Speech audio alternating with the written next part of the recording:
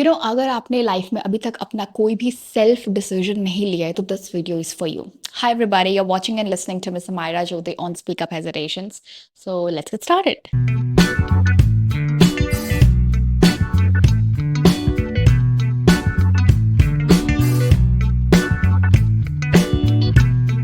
वैसे हम लाइफ में वो एक सही डिसीजन लेने के लिए कितना ज़्यादा स्ट्रगल करते हैं ना.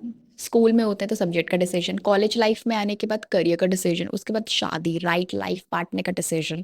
और डिसीजन मेकिंग की लिस्ट कभी एंड नहीं होने वाली, वो कभी हो ही नहीं सकती है. But the most important thing is who is making decision. आप खुद डिसीजन ले रहे हो या कोई और डिसीजन ले रहा है. यहाँ पे ना किसी का क्रॉस क्वेश्चन होगा कि कभी कभी ना दूसरों के निर्णय उचित लगते हैं, सही लगते हैं दूसरों के डिसीजन, क्योंकि कभी कभी कुछ समझ में नहीं आता और हो सकता है कि उनके डिसीजन से आपका काम बन जाए. लेकिन एक चीज हमेशा ध्यान रखना, जब भी आप दूसरों के डिसीजन से अग्री करो ना, तो उनका डिसीजन और अपनी एबिलिटी और कैपेबिलिटी का कॉम्बिनेशन देख लेना. ठीक है, क्योंकि अपनी स्ट्रेंथ और वीकनेस जान लेना बहुत इंपॉर्टेंट है. कहीं हम फालतू में एक्साइटेड तो नहीं हो रहे कि वाह क्या आइडिया दिया है. इसीलिए खुद का डिसीजन खुद लेने को ज़्यादा इंपॉर्टेंस दी गई है, क्योंकि हमारी सिचुएशन हमसे बेटर कोई नहीं जानता. हम किसी को कितना भी एक्सप्लेन कर लेना, हमारी सिचुएशन का इन एंड आउट हमें ही ज़्यादा पता है. तो जब हम कोई डिसीजन लेंगे तो हम अपने स्ट्रेंथ और वीकनेस दोनों को ध्यान में रखेंगे. और कभी अगर कोई रिस्क भी लेंगे तो भी अपने स्ट्रेंथ और वीकनेस को हम ध्यान में रखते हैं, ताकि कभी अगर फेलियर या रिस्क रिकवर करना पड़े तो हम वापस उठ सकते हैं. पता है डिसीजन मेकिंग में हमें इतना स्ट्रगल क्यों फील होता है? क्योंकि हमें फ्यूचर तो पता नहीं है, तो हम अपने हिसाब से मोल्ड करने की या फिर एक परफेक्ट सिनेरियो बनाने की ना कोशिश कर सकते हैं. वो परफेक्ट होगा या नहीं वो नहीं पता, लेकिन वो सिनेरियो हमारे विजन में अभी हमें परफेक्ट दिखना चाहिए. हम भूल जाते हैं कि फ्यूचर डिसाइडेड नहीं होता है, वो every second every minute create होता है. It's a difference. दूसरा, decision making reflects the major part of your personality. आपके डिसीजन से कोई आपको जज कर सकता है. अगर आप इमोशनल होकर कोई डिसीजन ले रहे हो तो फिर आप एक बहुत इमोशनल इंसान भी हो. ठीक है, आपके अंदर वो इमोशनल वाले फैक्टर ज़्यादा है, और फिर वो बाकी सारी चीज़ों में भी ना वो ट्रिक्स एंड टेक्निक्स होती है ना, वो इमोशनल वाली चीज़ें दिखाई देंगी. दूसरा, अगर आप प्रैक्टिकल होकर कोई डिसीजन ले रहे हो तो इट मीन्स आपके अंदर प्रैक्टिकल फैक्टर ज़्यादा है, और फिर वो बाकी छोटी मोटी चीज़ों में भी वो प्रैक्टिकल माइंडसेट या प्रैक्टिकल मेंटालिटी दिखाई देगी. प्रैक्टिकल होने का बेसिकली ये मतलब है कि करंट सिचुएशन, ठीक है, करंट सिचुएशन को एनालाइज करके इवेल्युएट करके एक ओवरऑल पर्सपेक्टिव से जो नीडेड है वो डिसीजन लेना. जो दूसरों को सही है गलत, या जो आपके हिसाब से सही है गलत है वो नहीं, जिसकी ज़रूरत है लेना ही पड़ेगा.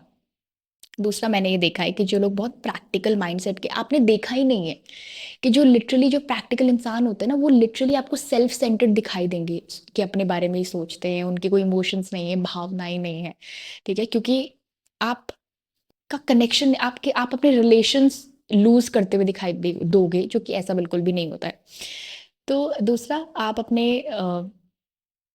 डिसीजन को आप अपने कर्म से भी रिलेट कर सकते हो. ऐसा कहा जाता है कि आपके जो डिसीजंस होते हैं वो आपके कर्म होते हैं.